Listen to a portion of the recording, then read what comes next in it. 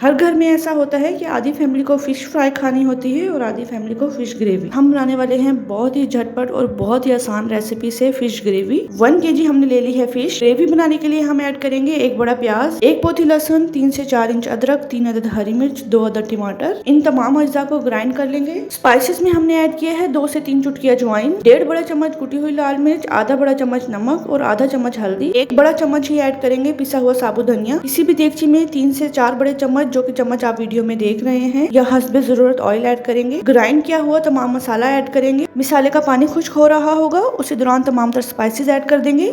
मसाले में पानी बहुत अच्छे से खुश्क हो जाएगा तो 1 बड़ा चम्मच गरम मसाला ऐड करेंगे। जो ही ऑयल सेपरेट होगा फिश ऐड कर देंगे।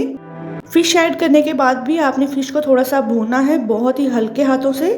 2 से 3 मिनट के लिए पहले फिश को एक तरफ से बहुत अच्छे से ऑयल में पकने देंगे। जो ही आपको लगे कि फिश एक तरफ से पक चुकी है तो फिश को पलट कर दूसरी तरफ से भी पका लेंगे। और आप देख सकते हैं फिश का कलर व्हाइट होना शुरू हो गया है। फिश बहुत अच्छे से भुन चुकी है। अब आप जितना चाहें पानी ऐड कर सकते हैं। मैंने यहाँ पर फिश में 2 गिलास पानी ऐड किया है। फिश को ढककर 10 से 15 मिनट के लिए बहुत अच्छे से दरमियानी आंच पर पका लेंगे।